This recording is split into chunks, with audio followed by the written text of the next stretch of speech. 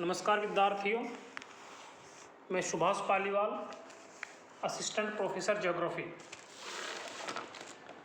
भौतिक भूगोल में आज हम बात करेंगे पवने, विंड्स। इस टॉपिक में हम पवनों को विस्तार से देखेंगे।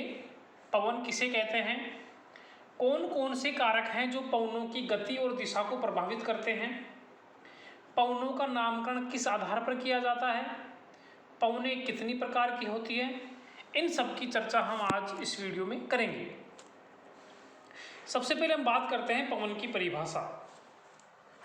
तो क्षैतिज रूप में गतिशील वायु को पवन कहते हैं।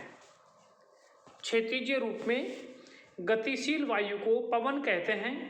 और जो पवनें हैं ये उच्च दाब से निम्न वायुदाब की ओर बहती है। अगर हम देखें तो जो पवनें हैं ये वायुदाब की विशेषताओं को संतुलित करने का प्रकृति का प्रयास है। यदि पृथ्वी स्थिर होती और इसका धरातल एक समान समतल होता तो पवनें उच्च वायुदाब से निम्न वायुदाब वाले स्थानों की ओर समदाब रेखाओं पर समकोण बनाते हुए सीधी चलती। किंतु वास्तव में ऐसा नहीं है, क्योंकि हमारा जो धरातल है वो सब जगह समतल नहीं है। इसलिए पवनों की दिशा और गति को कई कारक प्रभावित करते हैं। तो ऐसे कौन कौन से कारक हैं जो पवन की दिशा और गति को प्रभावित करते हैं। तो पवन की दिशा और गति को प्रभावित करने वाले कारकों में सबसे पहले है दाब प्रवणता, है ना, प्रेशर ग्रेडियंट। तो दाब प्रवणता क्या होती है, किन्हीं दो स्थानों के बीच वायुदाब के अंतर को दाब प्रवणता कहते हैं। किन्हीं दो स्थानों के बीच वायुदाब के अंतर को दाब प्रवणता कहते हैं। यह प्रवणता क्षैतिज दिशा में होती है और दाब प्रवणता को बैरोमेट्रिक ढाल भी कहते हैं। किन्हीं दो स्थानों के बीच दाब प्रवणता अधिक होने पर पवन की गति भी अधिक होगी। इसके विपरीत दाब प्रवणता कम होने पर पवन की गति धीमी होगी। अर्थात दो स्थानों के बीच वायुदाब के अंतर को दाब प्रवणता कहते हैं। जैसे एक स्थान का वायुदाब है 1010 मिलीबार और किस दूसरे स्थान का 1025 मिलीबार, तो दोनों में कितनी प्रवणता होगी, 15 होगी। दोनों में अंतर कितने का, 15 मिलीबार का है। तो जितनी दाब प्रवणता ज़्यादा होगी पवन की गति उतनी ही ज़्यादा होगी, और दाब प्रवणता कम होगी तो पवन की गति भी कम होगी। इसमें दूसरा कारण है जो प्रभावित करने वाला कारक है वो है पृथ्वी की परिभ्रमण या घूर्णन गति। देखो हमें पता है पृथ्वी की दो गतियां हैं, परिक्रमण और परिभ्रमण। यहाँ पर जो पृथ्वी की परिभ्रमण गति है, जो पृथ्वी अपने स्थान पर ही घूम रही है, तो पृथ्वी की परिभ्रमण या घूर्णन गति के कारण जो पवनें हैं वे विक्षेप हो जाती है, मुड़ जाती है। इसे कोरियोलिस बल और इस बल के प्रभाव को कोरियोलिस प्रभाव कहते हैं।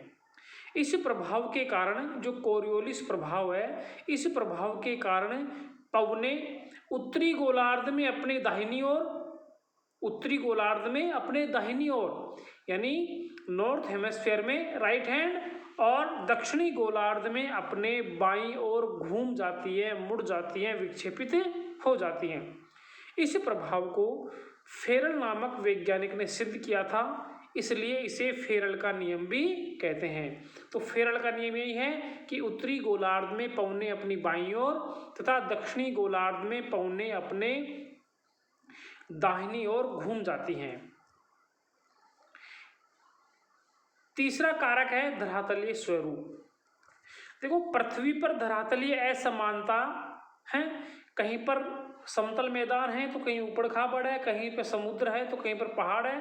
तो जो धरातल पर असमानताएं हैं वो पवनों के मार्ग में अवरोध उत्पन्न करती हैं, जिससे पवनों की दिशा और गति प्रभावित होते हैं। अगर हम देखें तो समतल महासागरीय तल पर घर्षण की मात्रा कम होती है, जिससे पवनें अधिक तेज गति से प्रभावित होती हैं।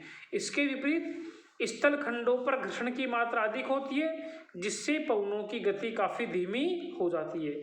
यही कारण है कि दक्षिणी गोलार्ध में महासागरीय विस्तार के कारण पछुआ पवनें अधिक तेज गति से और निश्चित दिशा में प्रभावित करते हैं, क्योंकि उनके मार्ग में कोई अवरोध नहीं है। जबकि उत्तरी गोलार्ध में स्थलीय भागों के कारण पछुआ पवनों की गति अपेक्षाकृत धीमी हो जाती है। स्थलीय भागों पर अनेक प्रकार के उच्चावच मिलते हैं, भूदृश्य विकसित होते हैं, इसलिए इनकी गति कम हो जाती है। तो ये थे पवन की दिशा और गति को प्रभावित करने वाले कारक। अब हम देखें पवनों का नामकरण किस आधार पर किया जाता है।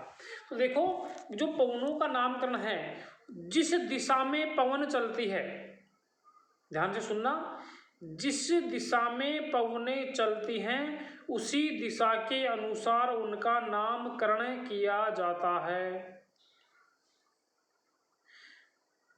पश्चिम दिशा से आ रही पवनों को बोलेंगे पछुआ पवन और पूर्व दिशा से आ रही पवनों को बोलेंगे पूर्वा पवन।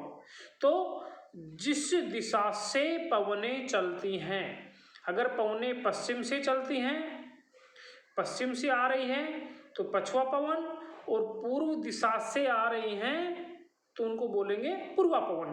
तो जिस दिशा से पवनें चलती हैं उसी दिशा के अनुसार उनका नामकरण किया जाता है। पश्चिम से चलने वाली पवनें पछुआ पवन और पूर्व दिशा से आ रही पवनों को पूर्वा पवन कहते हैं। अब हम पवनों के प्रकार देख लेते हैं। देखो, पवनों के जो प्रकार हैं वो पवनें 3 प्रकार की हैं यहाँ पे। स्थायी पवनें, परमानेंट विंड्स, सामयिक पवनें, पीरियोडिकल विंड्स, और स्थानीय पवनें, लोकल विंड्स। तो स्थायी पवनें किसे कहते हैं, सामयिक पवनें किसे कहते हैं और स्थानीय पवनें किसे कहते हैं, इनको हम देखते हैं। सबसे पहले हम देखते हैं स्थायी पवनें। जो पवनें वर्ष भर एक निश्चित दिशा तथा निश्चित क्रम में चलती हैं, जो पवनें वर्ष भर एक निश्चित दिशा तथा निश्चित क्रम में चलती हैं, उन्हें स्थायी पवनें कहते हैं। अर्थात ये वर्ष भर एक निश्चित दिशा और निश्चित क्रम में चलती हैं, ये स्थायी पवनें हैं। इन्हें प्रचलित पवनें, ग्रही पवनें, भूमंडलीय पवनें, सनातनी पवनें आदि नामों से भी जाना जाता है। तो स्थायी पवनों के कई नाम हो गए। स्थायी पवनों को आप प्रचलित पवनें, ग्रही पवनें, भूमंडलीय पवनें, सनातनी पवनें आदि नामों से भी जाना जाता है। दूसरी है सामयिक पवनें।